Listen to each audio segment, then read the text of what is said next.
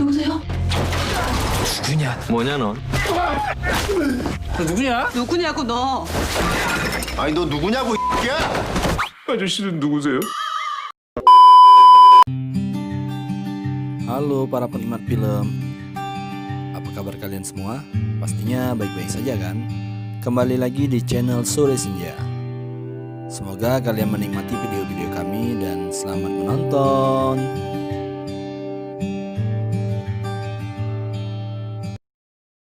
Film ini mengisahkan tentang seseorang bernama Panso yang bekerja sebagai gangster. Dia tinggal di apartemen bersama istrinya yang bernama Soyun. Pekerjaan di dunia gangster tentunya tidak lepas dari yang namanya kekerasan. Suatu ketika, Panso mengutus kaki tangannya yang bernama Mansul untuk mendatangi suatu pabrik. Nah, tujuannya datang ke pabrik ini adalah untuk memaksa si pemilik pabrik menandatangani surat penyerahan wilayah pabrik. Bapak tua si pemilik pabrik yang tadinya menolak akhirnya menyetujui setelah diancam tangannya akan dipotong. Di tempat lain, Panso yang sedang makan di suatu restoran didatangi oleh seseorang bernama Bos Yang. Tampak dari keduanya terlibat pembicaraan yang kurang menyenangkan. Dan ternyata mereka sedang berebut warisan dari ayah mertua Panso yang tidak lain adalah kepala gangster. Suatu hari, Panso bertemu dengan murid sulun bernama Dongyun di suatu kedai mie. Dongyun yang tampak buru-buru tidak bisa membayar pesanannya karena lupa membawa dompet. Akhirnya nenek si pemilik kedai menyuruh Panso untuk membayarnya. Dengan muka Panso yang agak kesal, dia juga diberitahu oleh si nenek bahwa Panso ini akan mendapatkan hadiah. Adegan berpindah di atas suatu gedung. Terlihat Dongyun sedang berusaha mengambil sepatu yang tersangkut di antena. Ya, nampaknya Dongyun ini sedang dikerjai oleh teman-temannya. Tiba-tiba, Dongyun terpleset dan jatuh ke bawah, menjatuhi si Panso yang kebetulan ada di situ. Dan mereka berdua pun akhirnya tak sadarkan diri. Singkat cerita, mereka saling bertukar tubuh. Panso sudah sadar, namun Dongyun yang berada di dalam tubuh Panso masih belum sadarkan diri. Tampak si Panso ini sangat kebingungan dengan apa yang sudah terjadi. Di sini kita juga diperlihatkan ayah dari Dongyun yang ternyata adalah bapak tua si pemilik pabrik di awal film tadi. Ayah Dongyun mendapatkan info dari dokter bahwa anaknya ini sedikit hilang ingatan. Padahal yang di dalam tubuh anaknya tersebut adalah Panso. Ya, jelas saja bertingkah aneh. Ayahnya yang merasa anaknya telah dibully, memutuskan datang ke sekolah untuk mencari tahu. Namun sayangnya pihak sekolah tidak memberikan jawaban yang memuaskan. Disinilah Panso berinisiatif untuk mencari pelakunya. Baru di hari pertamanya masuk sekolah, Panso sudah harus berurusan dengan siswa Badung, dikarenakan Panso membela seorang siswi yang sedang dibully. Nah, di sini aku pikir Panso bakal diajar habis-habisan, namun ternyata sebaliknya, malah murid Badung tersebut yang mendapatkan pelajaran. Jelas saja, Panso ini adalah bos gangster yang ternyata memiliki ilmu bela diri yang cukup mumpuni. Belum puas diajar oleh Panso, siswa-siswa Badung tadi mencari masalah lagi dengan membuli siswa culun lainnya. Namun sayangnya, Panso muncul lagi dan langsung memberikan mereka pelajaran. Panso juga menyita HP dari salah satu siswa Badung tersebut. Saat iseng-iseng buka galeri HP dari siswa Badung tadi, Panso menemukan video Dongyun yang sedang dibully sesaat sebelum dia jatuh dari atas gedung. Keesokan harinya, Panso mengembalikan HP itu dan mengancam akan melaporkan ke polisi kalau siswa-siswa Badung tersebut berbuat onar lagi. Di tempat lain, Soyun istri Panso sedang berselingkuh dan tiba-tiba didatangi oleh Bos Yang. Bos Yang mengajak bekerja sama untuk mendapatkan warisan dari kepala gangster, yang tidak lain adalah ayah Soyun. Karena diancam akan dibocorkan terkait perselingkuhannya, akhirnya Soyun menyetujui. Suatu malam, Panso menemui Mansul untuk meminta pertolongan. Awalnya Mansul tidak mengenali Panso yang sedang berada di dalam tubuh Dongyun. Namun setelah pembicaraan yang cukup serius, akhirnya Panso bisa meyakinkan Mansul. Suatu hari di gang sempit, Panso bertemu dengan Hyunjung, wanita yang telah dia bela saat sedang dibully di sekolahnya. Tiba-tiba muncullah seseorang bernama Misun, yaitu ibu dari Hyunjung, datang menghampiri. Dan tampak Panso mengenali wanita tersebut. Ternyata wanita tersebut dulunya adalah kekasih dari Panso. Setelah kejadian tersebut, Mansul mengambil rambut dari kepala Panso, dan Panso juga mengambil rambut dari kepala Hyunjung. Ternyata Panso ini bertujuan untuk melakukan tes DNA. Ya, kayaknya Panso keinget dulu pernah enak-enak sama si Misun. Panso sangat kaget mengetahui hasil tes yang menyatakan bahwa Hyunjung ini benar adalah anaknya. Mengetahui hal tersebut, Panso merasa tidak terima karena siswi yang selama ini sering dibully di sekolahnya adalah anaknya sendiri. Panso meminta tolong kepada Mancul untuk mematahkan kaki siswi Badung yang sering membuli anaknya. Namun jelas saja ditolak karena Mancul tidak ingin menyakiti anak kecil. Panso mempunyai inisiatif lain, yaitu dengan mengajak Yunjung ikut bela diri agar bisa melawan saat sedang dibully. Hitung-hitung sekalian si Panso ini diet, atau lebih tepatnya mendietkan tubuh Dongyun. Singkat cerita, setelah latihan yang cukup keras, Panso bisa mencapai tubuh ideal dan membuat siswi di sekolahnya terpesona. Sepulang sekolah, Panso mampir ke rumah Yunjung, dan di sini terjadi momen sedih saat si Panso melihat foto masa kecil Yunjung. Nampaknya Panso menyesal tidak bisa menemani Yunjung di masa kecilnya. Oke, lanjut di adegan lain. Ayah Dongyun yang baru pulang kerja dihadang oleh segerombolan preman yang bertujuan untuk menagih hutang dengan cara kekerasan. Saat ia akan dipukuli, Panso datang dan akan menolong. Namun ayah Dongyun malah menghalanginya, dan alhasil ia malah dipukuli sampai tak sadarkan diri. Yah, ayah Dongyun ini memiliki kasih sayang yang sangat besar. Salut banget deh sama dia. Panso yang tidak terima mengirimkan Mancul untuk memberikan pelajaran terhadap gangster penagih hutang tersebut. Satu lawan banyak, apakah Mancul akan dikeroyok dan dimasa? Tentu saja tidak. Mancul ini juga memiliki skill bela diri yang mumpuni, dan akhirnya mampu mengalahkan mereka semua. Di sekolah, Yunjung juga sudah dapat mengatasi siswi-siswi Badung yang sering membulinya.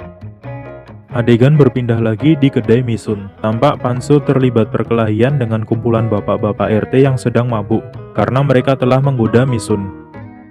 Setelah perkelahian, Panso menjelaskan bahwa yang ada di dalam tubuh Dongyun ini adalah dirinya. Awalnya Misun tidak percaya, namun Panso berhasil meyakinkannya. Walaupun begitu, bukan respon baik yang diterima oleh Panso. Misun sangat marah karena Panso telah meninggalkannya.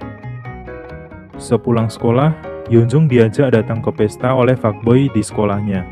Dengan ekspresi yang malu-malu, Yunjung menerimanya. Akhirnya Yunjung beneran datang ke pesta tersebut dan disambut oleh fuckboy. Tampak juga siswa culun yang sedang melayani siswi-siswi Badung. Tanpa sengaja, si siswa culun ini mendengarkan pembicaraan mengenai Yunjung yang akan mendapatkan masalah di pesta tersebut.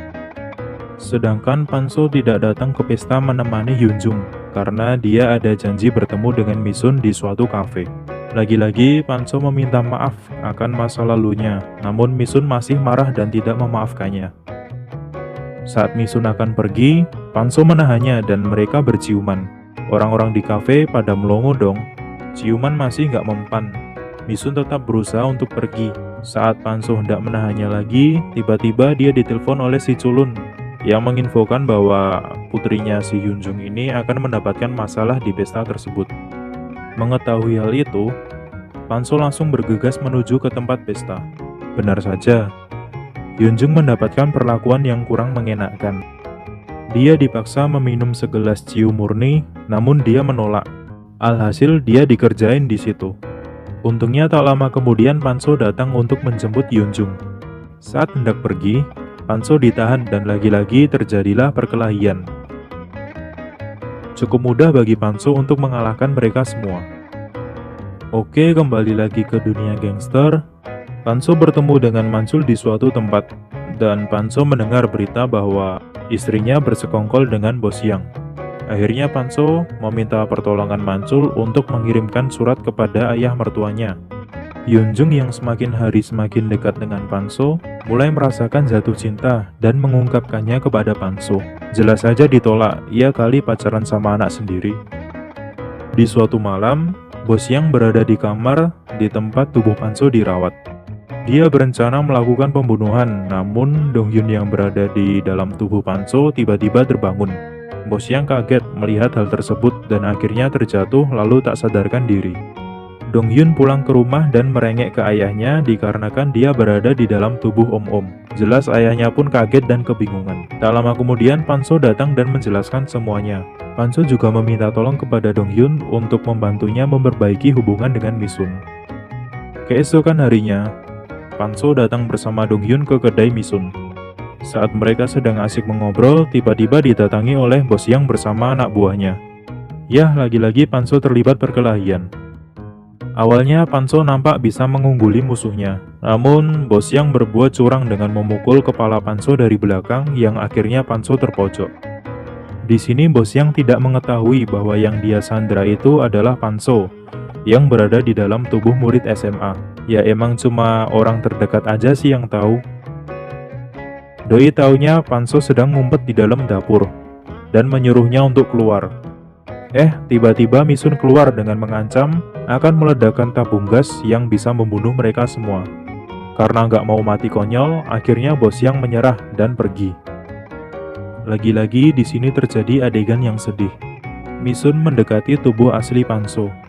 Dia melihat wajah Panso dan akhirnya Misun bisa memaafkan Panso. Lanjut di tempat lain, yaitu di kediaman kepala gangster. Soyun sudah ketahuan bahwa dia sedang berkhianat setelah kepala gangster atau ayahnya tersebut membaca surat dari Panso. Panso yang masih ingin mendapatkan warisan dari mertuanya meminta tolong kepada Dongyun untuk menemui ayah mertua Panso. Awalnya semua berjalan lancar. Kepala gangster lebih berpihak kepada Panso. Namun di sini Soyun tidak terima dan akhirnya dia membongkar rahasia bahwa Panso sudah memiliki anak yang bukan dari Soyun. Keadaan memburuk, ditambah lagi alat komunikasi yang Dongyun gunakan rusak. Dongyun tidak bisa mendengar arahan dari Panso, dan bingung harus berkata apa. Akhirnya, Dongyun mengungkapkan menolak warisan dan meninggalkan dunia gangster. Nampaknya Dongyun ini ingin Panso bisa terlepas dari dunia gangster dan memperbaiki hidupnya bersama Misun. Panso sudah menunggu Dongyun di depan. Kukira di sini Panso akan memarahi Dongyun. Tapi malah sebaliknya, Panso bangga dengan apa yang sudah diungkapkan oleh Dongyun. Soyun yang masih tidak terima dengan keputusan ayahnya, memutuskan untuk menabrak Panso dan juga Dongyun. Di sini, Panso berhasil menyelamatkan Dongyun, namun naas dirinya yang tertabrak. Singkat cerita, di rumah sakit Panso sedang sekarat dan dia menjelaskan semuanya kepada Yunjung yang juga ada di situ. Panso meminta maaf atas masa lalunya, namun Yunjung tampak masih kebingungan. Akhirnya Panso pingsan dan disusul dengan Dongyun yang juga tak sadarkan diri. Saat operasi, Panso bertemu dengan nenek yang ada di kedai mie. Nampaknya nenek ini ingin membantu Panso memperbaiki masa lalunya. Buat kalian, jangan khawatir karena ini happy ending kok. Tubuh Panso dan Dongyun sudah kembali. Panso, ayah Dongyun serta Manso membantu Misun bekerja di kedai. Sementara Dongyun juga tampak semakin akrab dengan Yunjung. Dan selesai. Jadi kesimpulan yang bisa kita petik dari film ini, janganlah pernah menyia-nyiakan masa lalumu. Karena beberapa pelajaran terbaik yang pernah kita pelajarilah dari masa lalu. Kesalahan masa lalu adalah kebijaksanaan di masa depan. Mungkin sekian alur cerita kali ini, jangan lupa untuk subscribe dan tekan loncengnya. Sampai jumpa di video selanjutnya and goodbye.